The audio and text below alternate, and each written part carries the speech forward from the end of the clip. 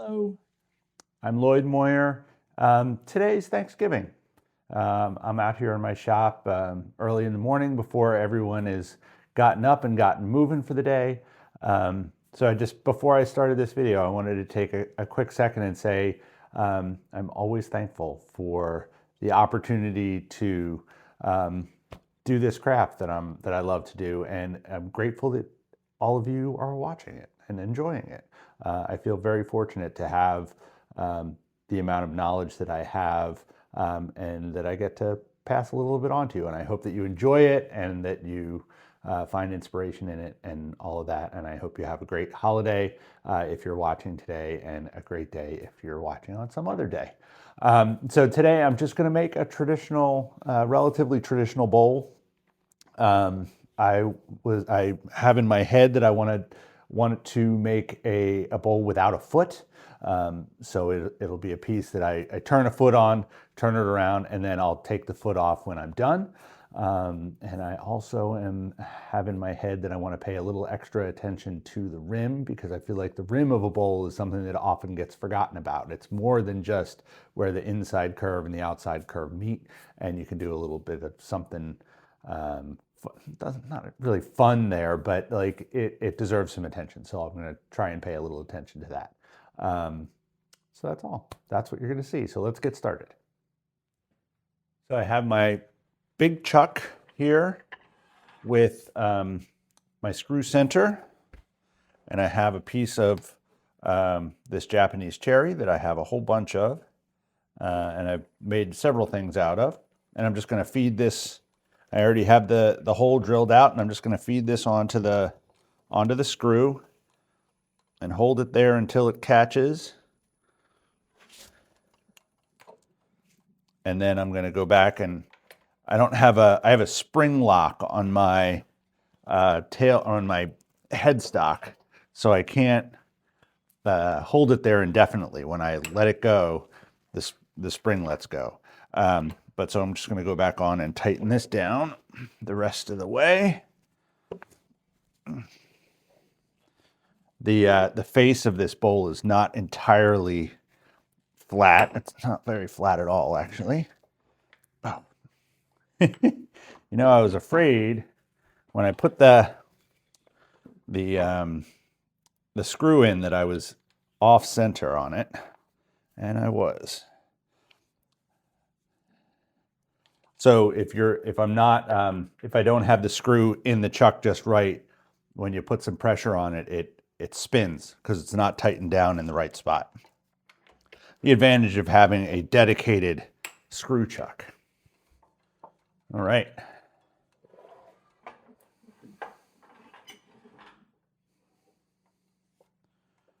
I'm going to start roughing this with my 1/2-inch spindle gouge, possibly moving to my bowl gouge if I need it. I'm just going to get some of the weight off of the corners here for starters. It's pretty well balanced, so that I can, and my lathe is pretty heavy, so I can go pretty quickly here, going about 700.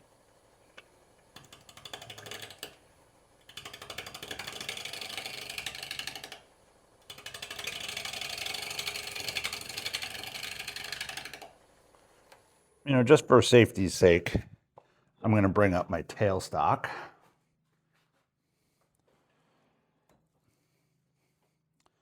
I really don't need the support of my tailstock here. I just want to, in case the blank gets torn off of the screw, which is pretty unlikely. This just adds a little added safety.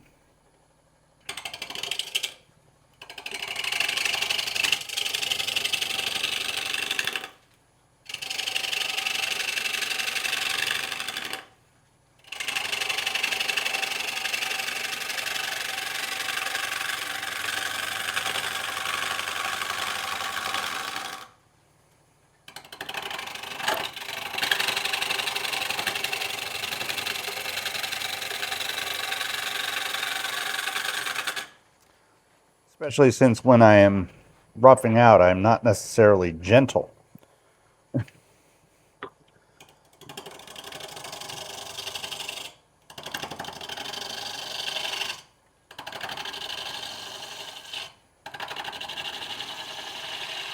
If this blank was much bigger, I probably would not use my spindle gouge, not because the spindle gouge isn't good enough, but because this particular tool, the handle isn't very long. So I don't get much leverage.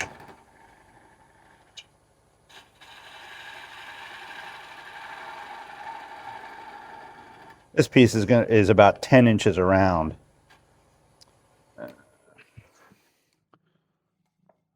Flat enough that I think I can put,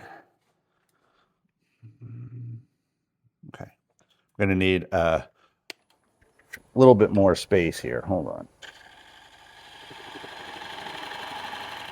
Since I am aiming to take the foot off of this, I'm not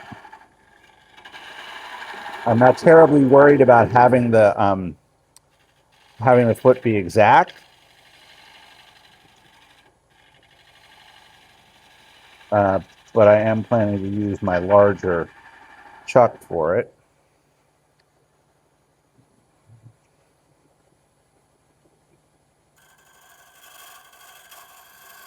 And I just want to be about in the right spot. And when I move the tailstock, I can have a better idea of where I want to be.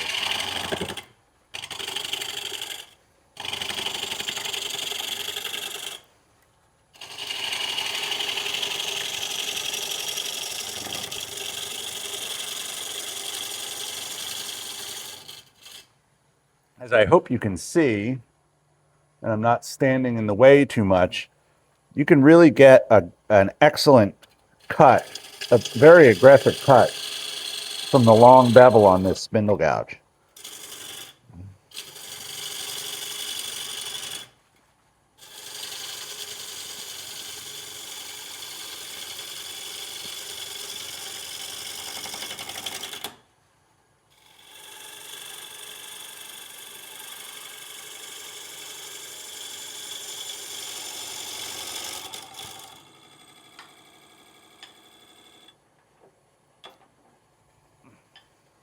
I'm going to come back to this side here.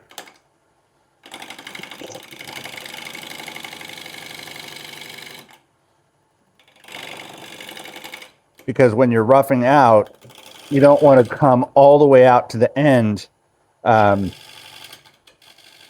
your roughing cut, because you'll break out the wood fibers and make yourself more work that you have to go clean up later. So you want to come in from the top side. That way the top of your bowl is cut cleanly, as well as the bottom side. Also, while I'm up here, I'm just going to even out. I know you can't really see what I'm doing. I'm just going to even out the top. And I'm really just, I'm just holding the, excuse me, wood shaving in my mouth. I'm really just holding the tool here on the tool rest and squeezing it forward. I don't know if you can see that, squeezing it forward like this. So I get a very steady motion. And a good amount of control. And actually coming in here, you'll notice I'm starting up here, and then I'm pivoting down into the wood.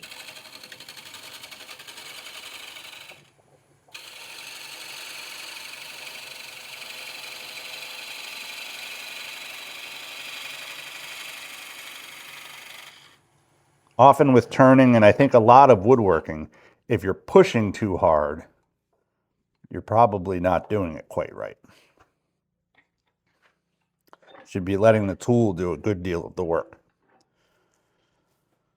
All right, now I'm round, so I'm going to move my tail center out of the way here.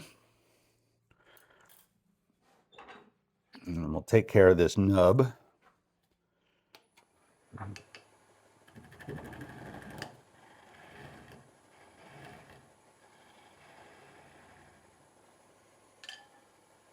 mark. See how close we are here. This is the smallest diameter that my large chuck will take. So there's where I want my base, or at least where I want the chuck to go.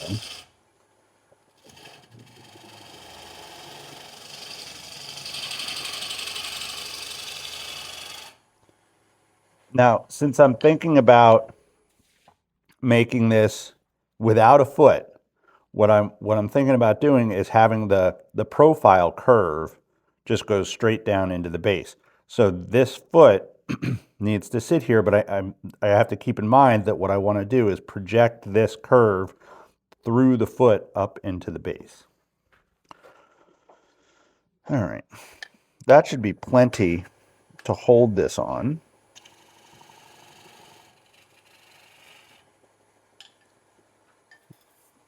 I'll see if I can get a good, you know what, let's start with my my sheared scraper here.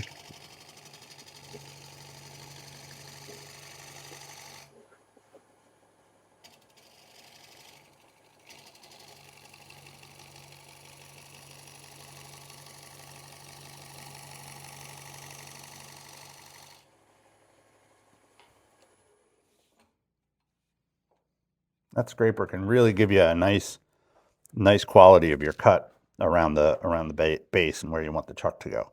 So now I'm going to take a shear cut up the profile of the bowl with my bowl gouge.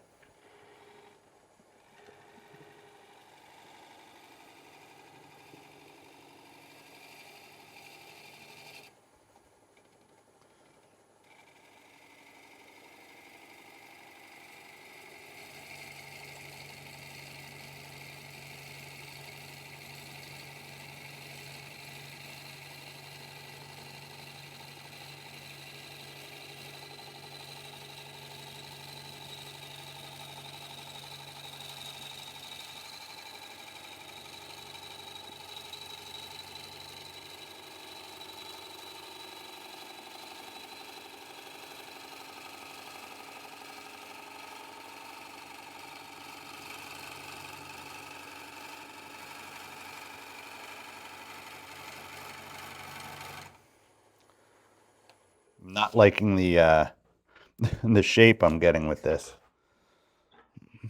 So I'm going to have to fix that, but I can do that with the scraper. But this does get rid of a lot of the tear out that I got from roughing. I'm actually also going a little bit slow. So I'm going to speed up here, taking it back up to about 1300.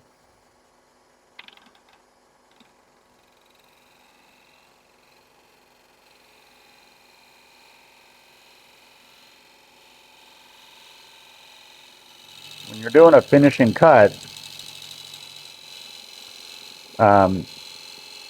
the slower you go, the nicer the cut you will get.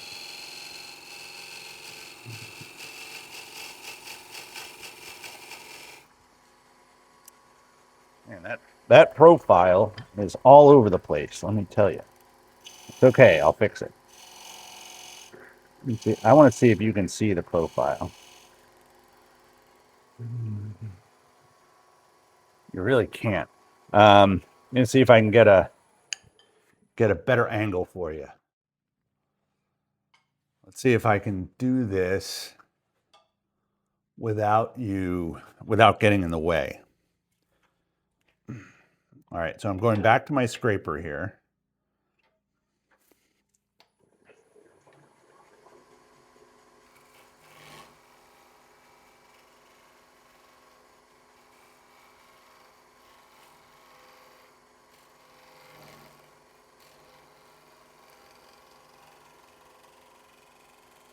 And I'm looking, when I'm making this cut, which I'm trying to make this cut for shaping the profile. So where I'm looking is up here at the horizon, where my eye sees the top of the bowl.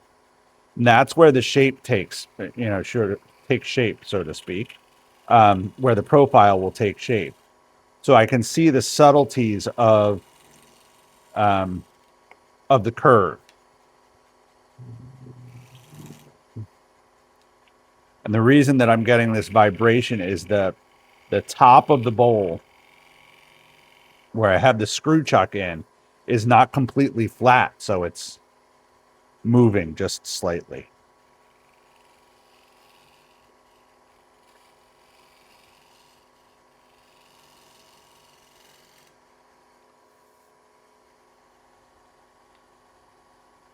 I'm taking and I turn this shear scraper up on its side, and I can get a shear cut around here.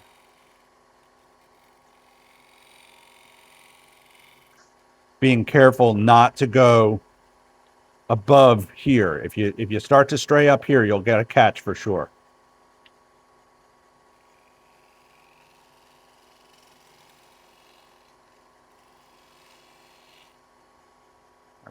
You know what? I'm going to go back. I want this curve to be steeper.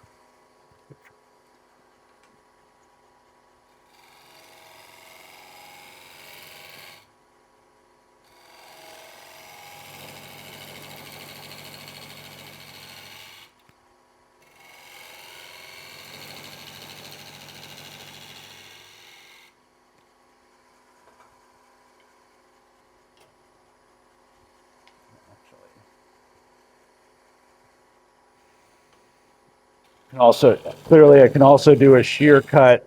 This is not a shear cut, but it's more of a pull cut. But if I was doing it more gently, this would be a shear cut with the gouge also.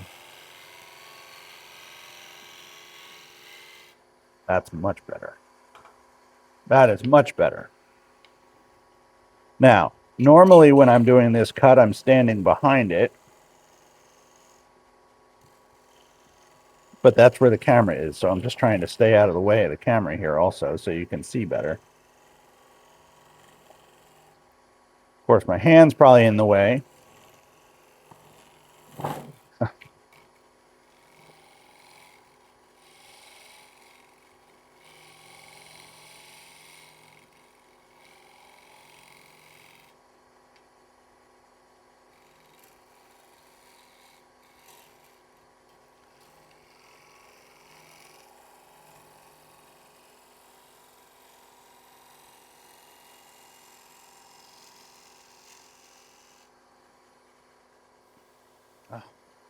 Well, that shape is much more like what I'm trying to do. I'm just trying to not have that tear out there from the vibration.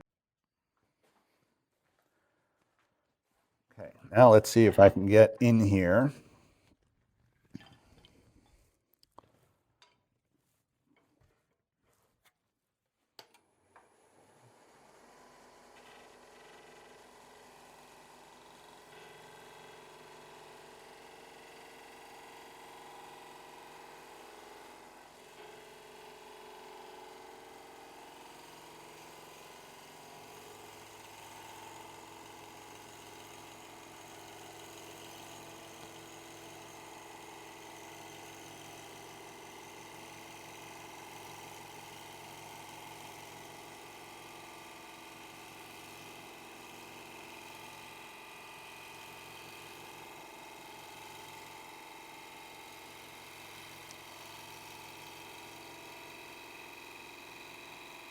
You can see how slow I'm going with this cut, which is hard for me because I'm not generally a patient person. But you should also be able to see the quality of the cut that is coming through here. You can see how the wood has that luster. I think the camera can probably pick that up, how it's reflecting the light. So I'm getting a very nice cut.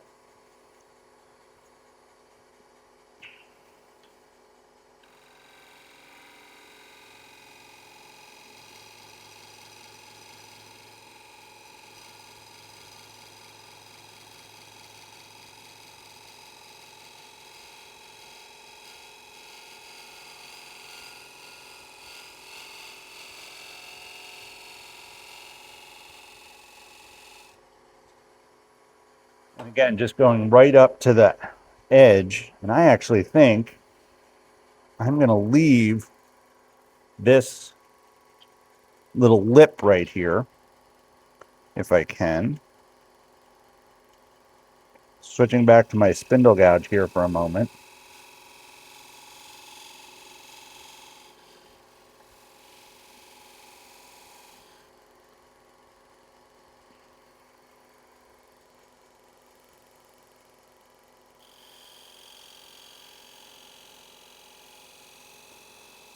People often ask me how long one of my bowls takes to make, and it's, I always say about, anywhere from 1 to 4 hours, but often with 6 months in between. This piece, however, we'll see how long it takes me a little bit more in real time, since it is a solid piece and I'm going to finish it because it's nice and dry. Yeah, that's a nice finish right off the tool. Have some little burnish marks, but they'll sand. And I like the little lip. I always like a little lip at the rim of the bowl, or else a bead or something up where you grab the bowl. Now, the only other thing I'm going to do is I'm going to continue this curve going down, remembering that I'm going to project this through the foot later on.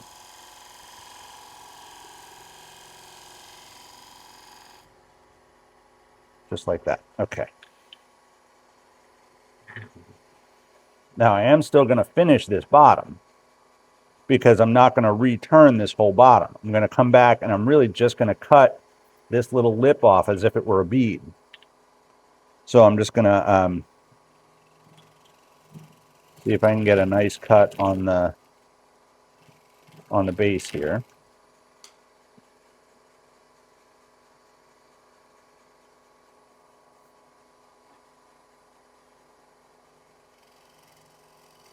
And it's always a good idea to do a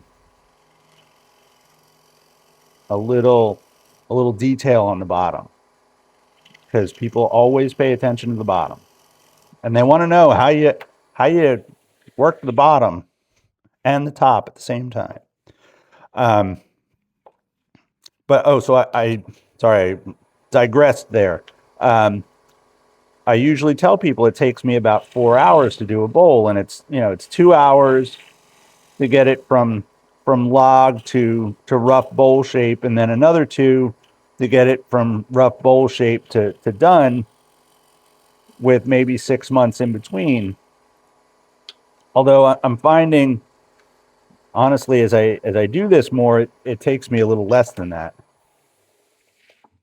Okay. So that's going to get sanded. This piece will probably end up taking me about an hour.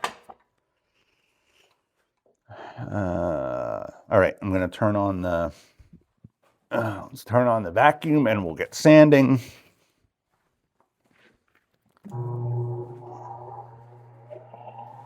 I'm just going to do real quickly with 120 grit.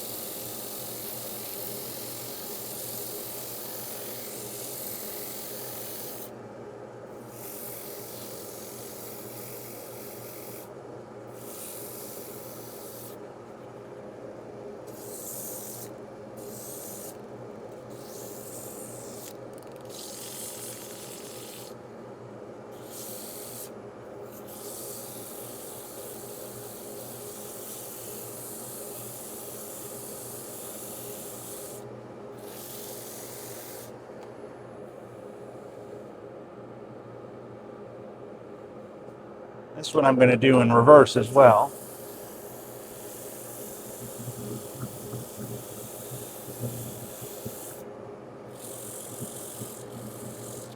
seen me make lots of things with this Japanese cherry because I have a whole bunch of it.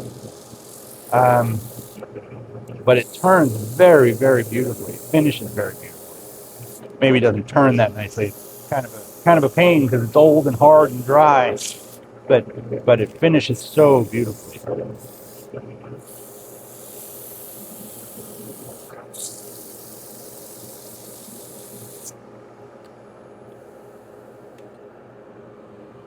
Now I'm going to use my power sander next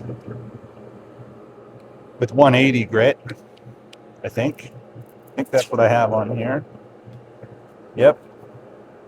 But I need a fresh piece. So 180 grit.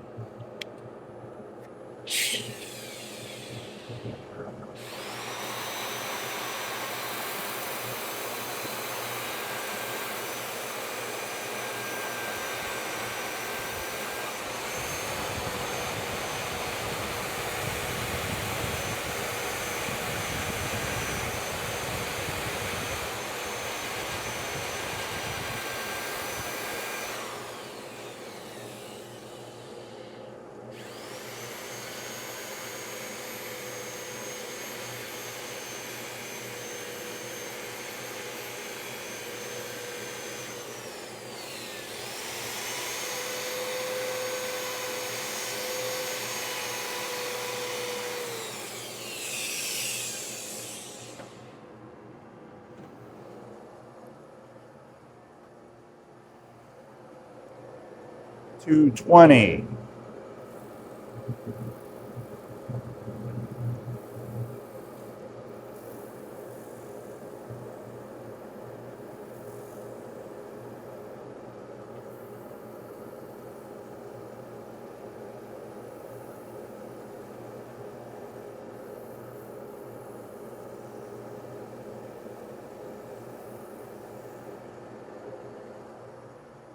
And 320. The the one of the reasons I don't very often make a bowl that I take the foot off of is I like being able to, if something happens to the bowl and it gets damaged, and my customer calls me and says, "Hey, can you do anything about this?" I like to be able to say, "Yeah, sure, I can." Send it back to me, and I can put it right back on the lathe and fix it. And if I take the foot off, I can't do that as easily. But sometimes, as a design feature, it's just a good idea because it looks nicer. All right. Now I'm not going to put finish on the foot because, as I said, I am going to do some refinishing of that. My oil container is out of commission. I usually keep it in this. It's this jar, but it's a soap dispenser, so it has a pump on it, which was great because I didn't have to dip the rag into the oil. I could just give it a pump, and I never got too much. I never got too little. It was always just right. So I'm in search of a new one.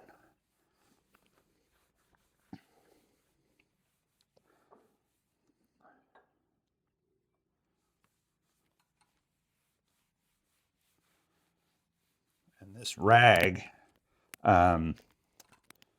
already has a bunch of wax in it as well. So I will turn the lathe on, and we'll have a little bit more oil in there. Turn the lathe on and basically heat up the wax in the sock, and it'll get into the grain of the wood.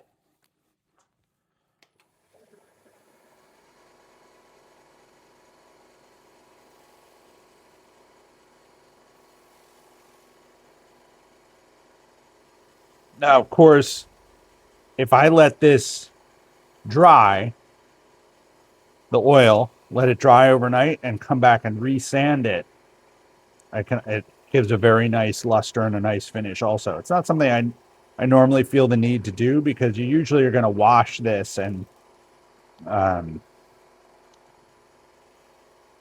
and just, that changes changes it anyway. It builds its own patina.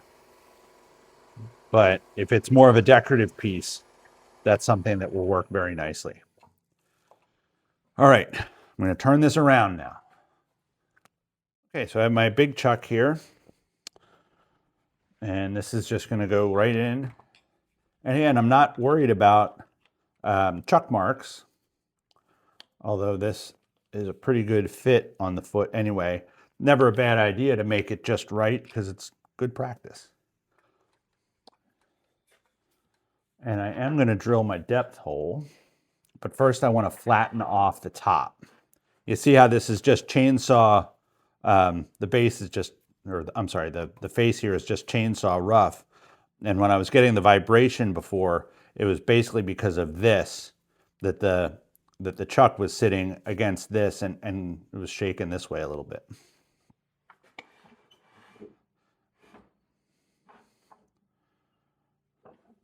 I don't have anything to plane it nicer, so I just have to deal with that.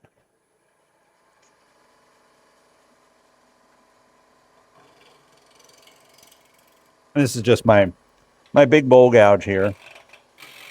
Was the one that was sitting in front of me, so that's what I'm using.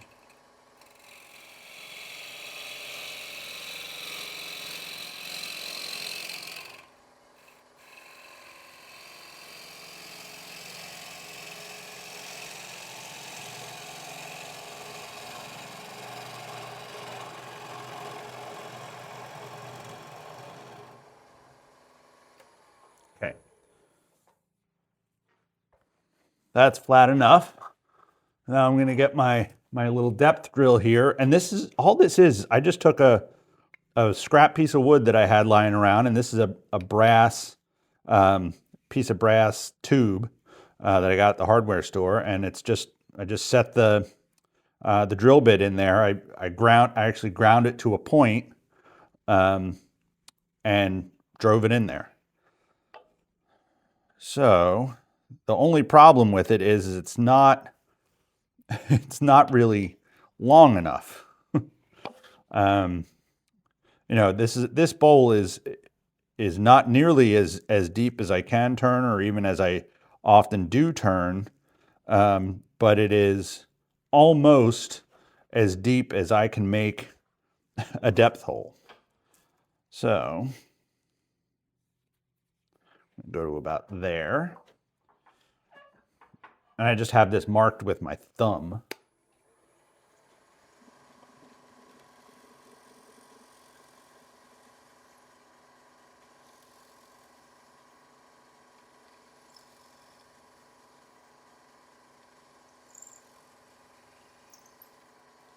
A little bit more. Okay. That gives me an idea of how deep I want to go. I'm always, I always do it with a little bit of caution, and so that when I get down to the bottom, I can go deeper. But so then I'm just going to find the center of that hole, or find the bottom of that hole that I just drilled.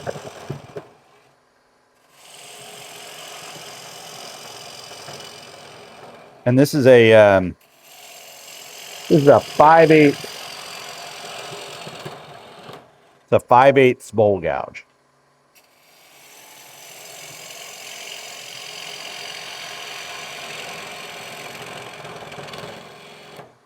And if anybody wonders about this tool, this is a one-way, two-ended bowl gouge. That you buy the handle once, which is plenty expensive, and it's got a set screw here. And this piece is double-ended, so it's got. Here, I'll show you. It has. I lost one of the set screws, so it only has one sitting in here right now. So it has two ends. So I can grind all the way down to the bottom of this one, and then turn it around and grind all the way down to the bottom of that one. So it lasts a very long time. And I have one set to an Ellsworth style fingernail grind, and then the other one set as I have it ground here. This is a very convenient tool because as the handle, the single purchase of the handle and the tool can be pretty expensive. The purchase of this tool is much less. I say it's much less. It's maybe, I think it's might be $110 or something like that.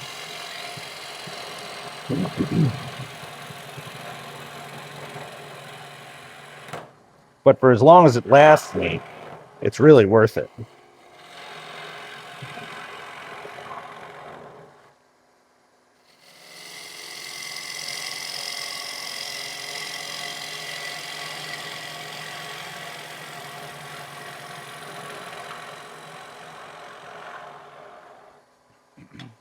They also make more than one size. We can make 3 sizes.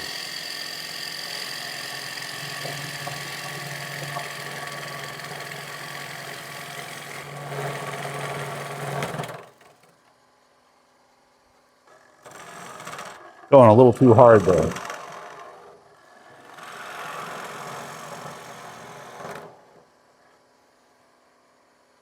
Now, I have to move my tailstock back a little bit because I keep running into it.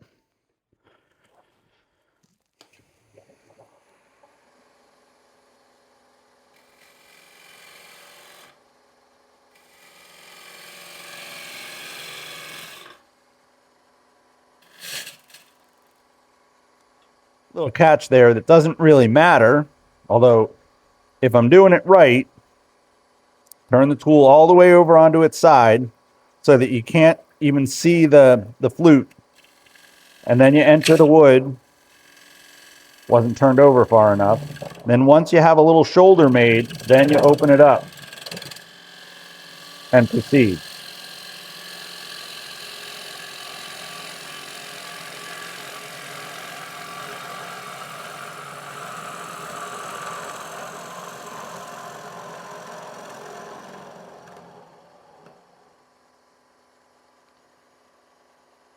Incidentally, this is probably about the thickness that I want this. So I'm just going to mark it with my spindle gouge.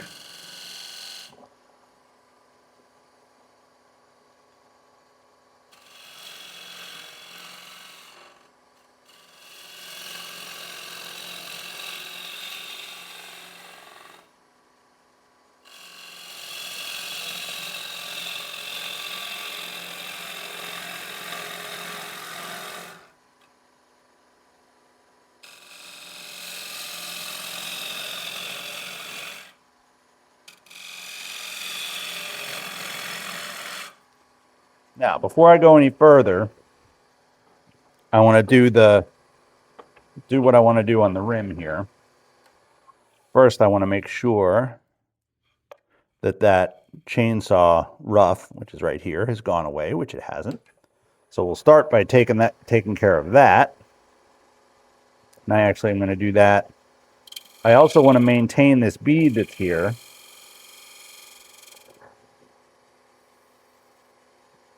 I think that took it away. So it's still there, but it took it away on the edge.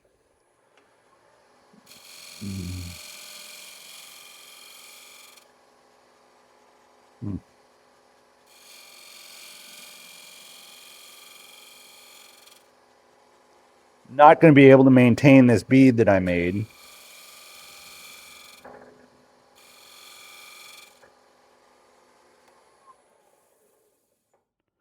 Which is kind of a bummer. But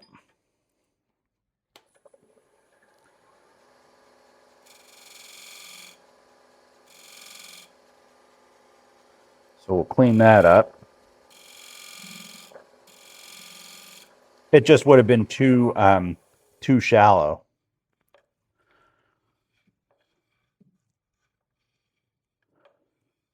Okay. So what I'm thinking as far as a rim here is a slightly rounded but in facing.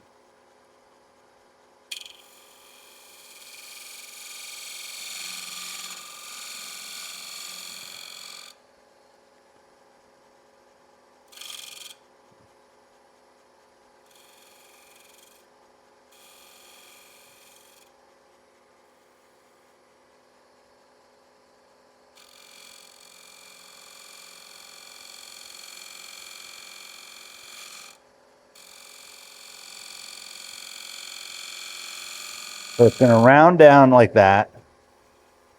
And then from there, I'm going to actually go back a little bit because the profile of this bowl goes back a little bit. I think I can do this with the bowl gouge.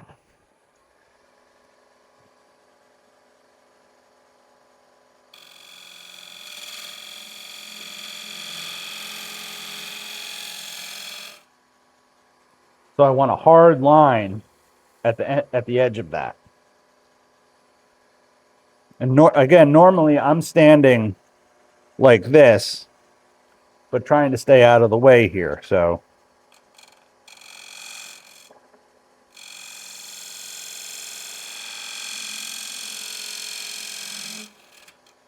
okay. That's all I really need right now.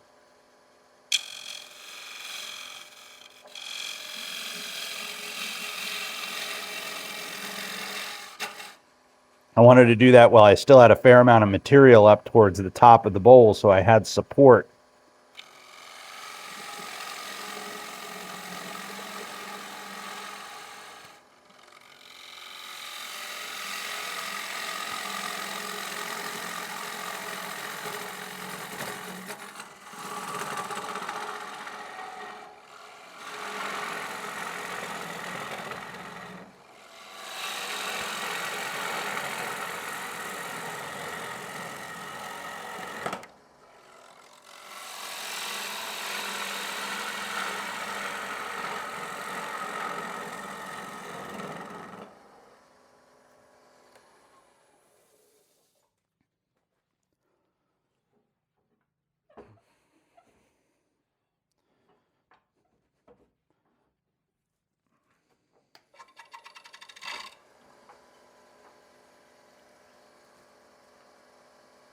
A little bit high to work on the very center.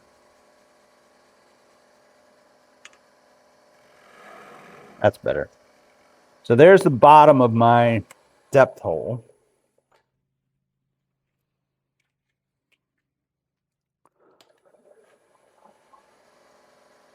So now that's where all the other cuts are headed.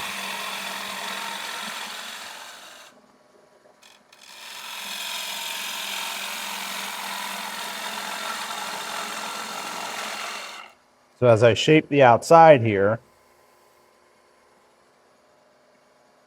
that's how that's what I'm shooting for.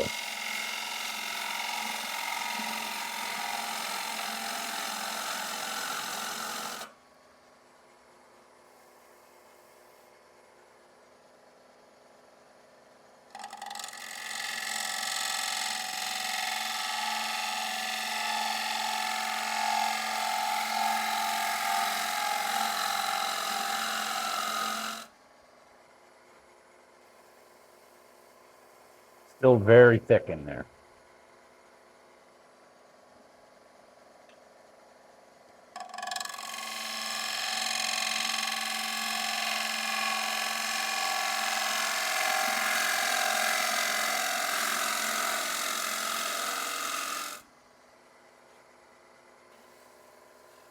That's better.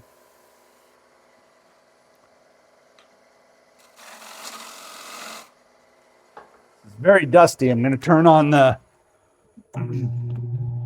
extractor here.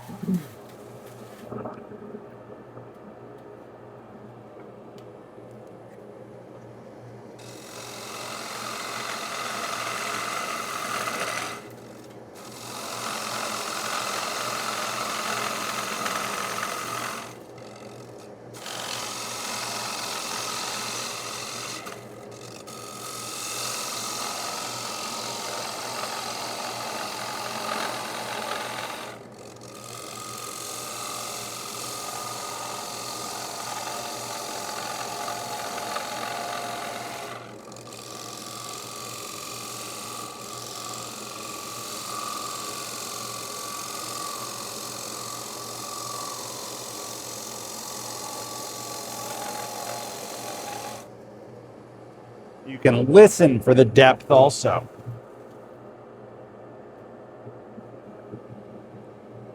You can notice the pitch change.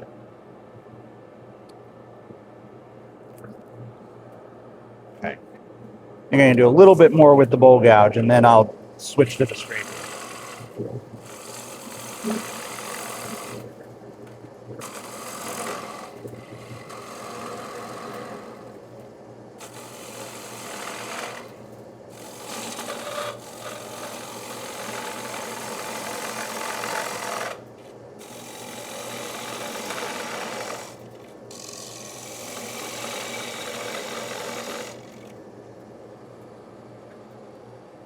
Now I'm going to switch to my bowl scraper.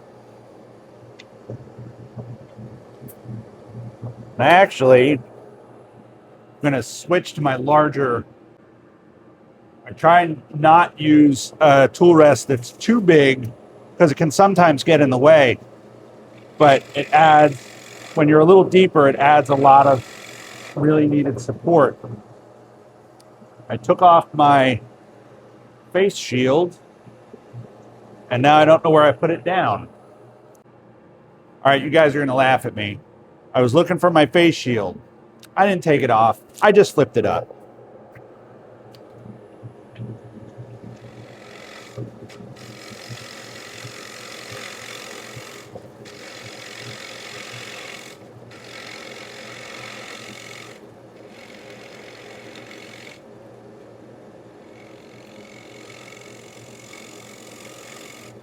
We all do bonehead things in our shop. If you're a turner, you know what I mean. And it's sometimes nice to know that you're in your shop by yourself because nobody knows about it. And then you start filming what you're doing, and everybody that you're filming for gets to see your bonehead stuff.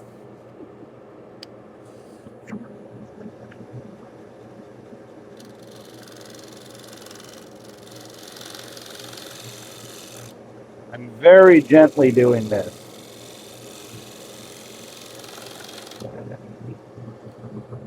That sort of tilted up shear scrape on the inside of the bowl, honestly, is asking for a disaster.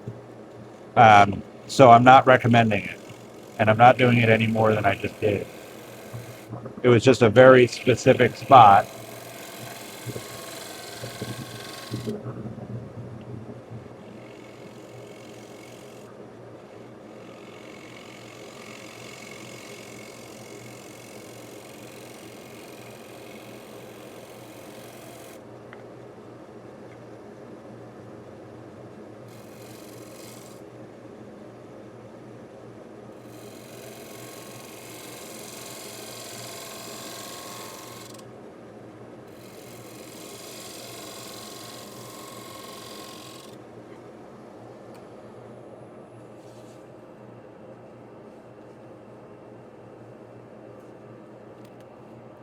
I still have some burnish mark lines up here in the rim, but I don't think I can really do much with the scraper.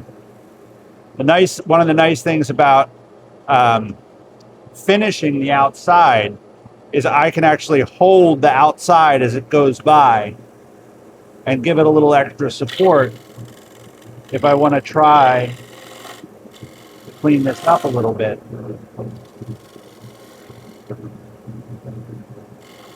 It's really hard though. I'm not that good at it.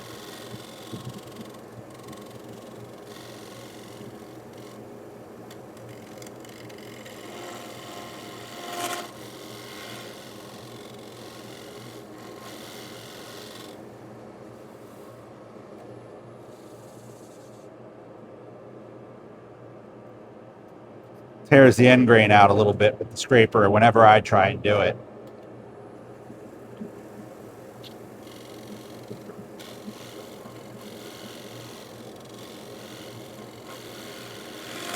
Damn it. Sorry.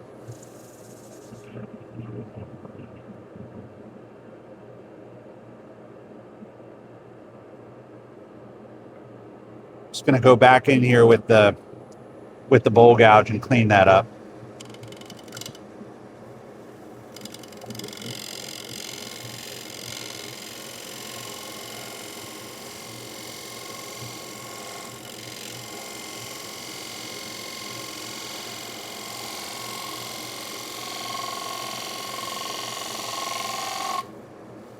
Failing miserably still. Just getting a bit of vibration, but that sands out pretty easily. Now I'm far enough down that I can use the scraper.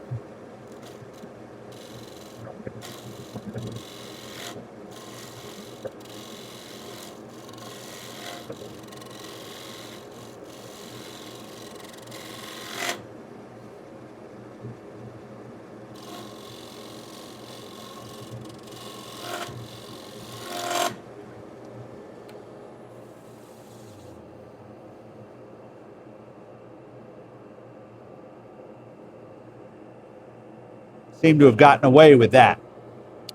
Okay. And my depth is still a little thick in the bottom. I'm just going to follow this curve.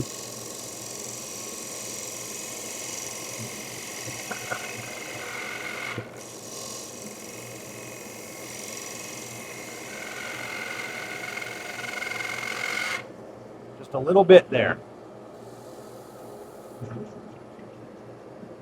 When I say a little thick, I mean it really is a little bit that I'm talking about.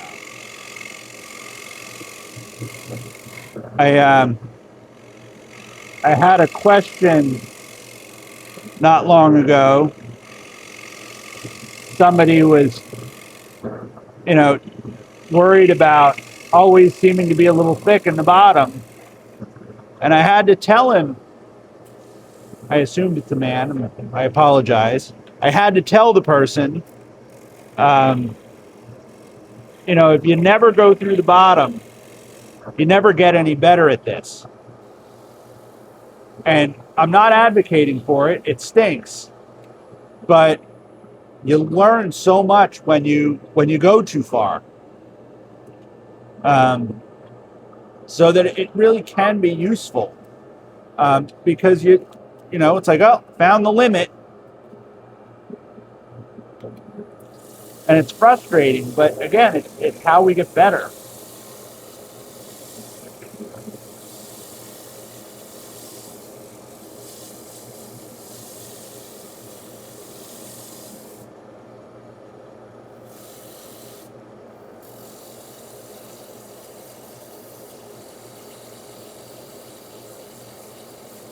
Now I'm sanding the rim here, but I'm not sanding this corner. I want to leave that as a tight corner.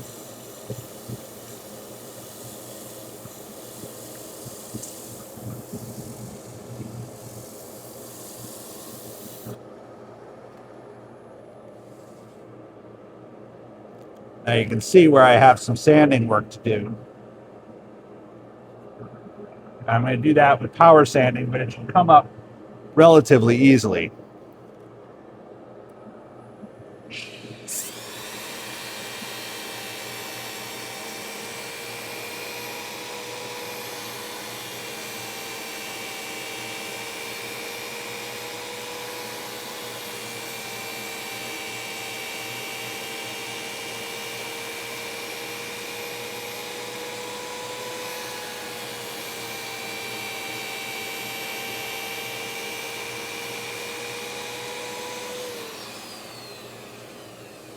Now I see a line down here.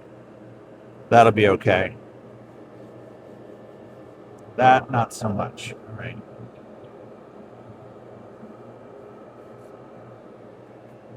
Just going to spare you this.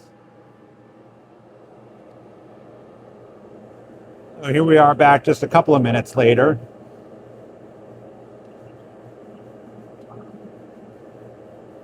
And I just did all the sanding.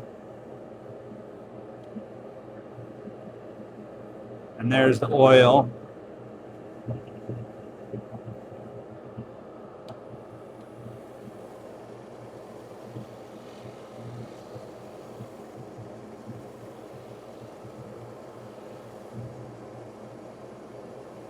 Again, heat up the rag so that some of the wax comes out of the sock and into the wood.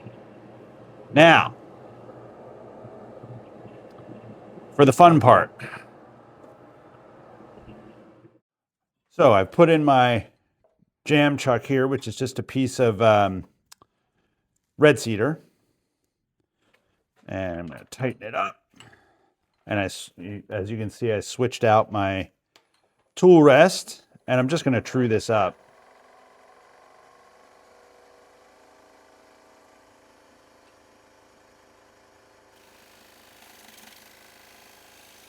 I don't think any of this is really anything I need to worry about.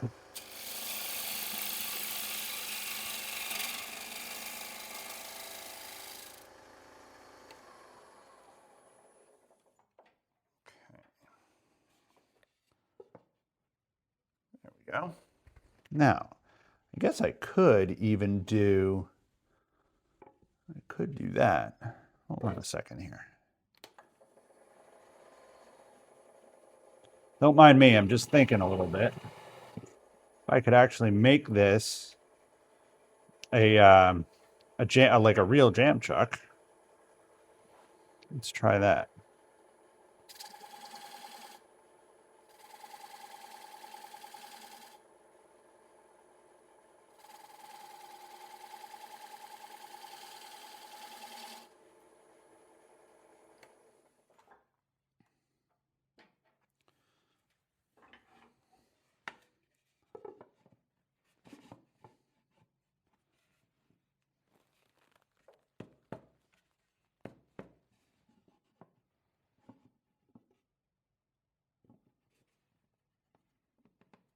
Not quite, just a little smaller. I was not planning on doing this way. I was planning to just bring the tailstock up and have this sitting up against it.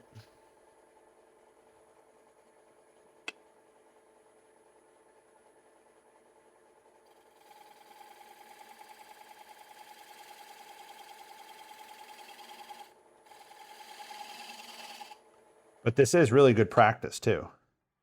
I think I've said that before. Doing this is great practice for lining up boxes and things like that.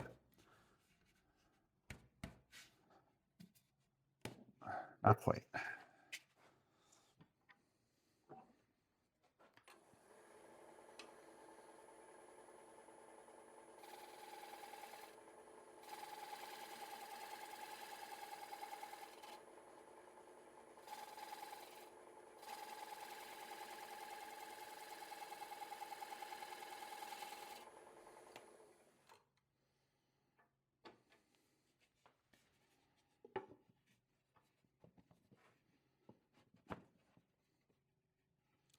That's not going to stick on there, but it fits just right, so it centers itself. So when I bring the tailstock up, I don't have to worry quite as much about getting it perfectly set, which is convenient. So I'm going to bring the tailstock up, and I have this little block that's just going to go on the center there, so I don't make a hole in the base.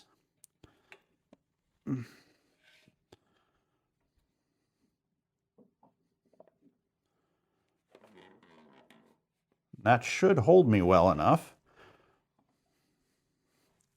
And all I'm going to do is just, as I said before, I'm just going to shave down that foot.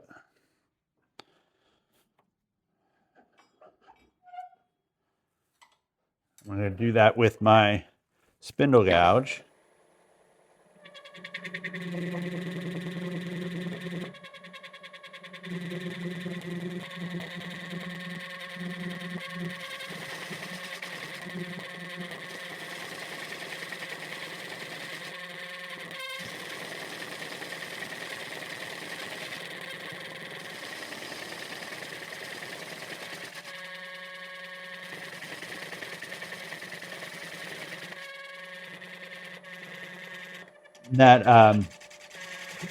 That noise you're hearing is really just it's wood on wood friction. That's all.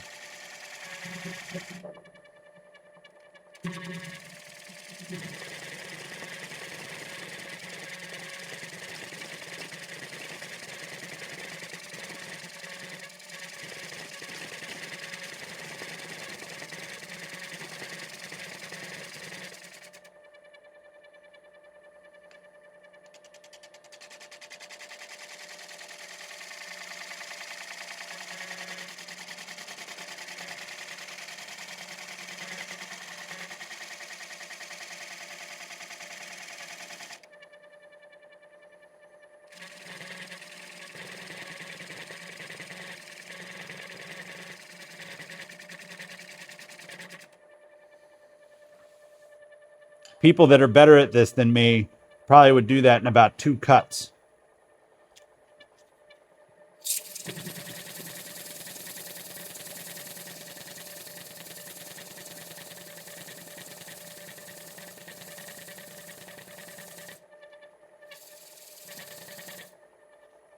That's just a bit of 120 grit and 180 here.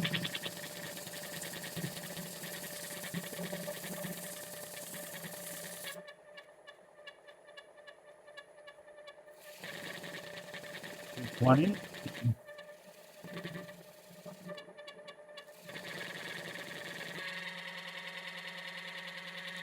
And $3.20. This makes me think of the movie Dumb and Dumber, which you may or may not remember, but if you do, there's a line where Jim Carrey says to the guy that they picked up to like kill them or something, I forget what. You want to hear the most annoying sound in the world?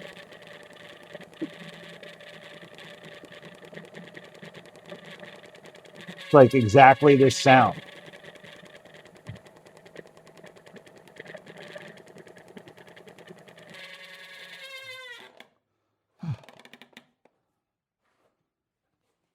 Now I just have to put a little finish on the very bottom here.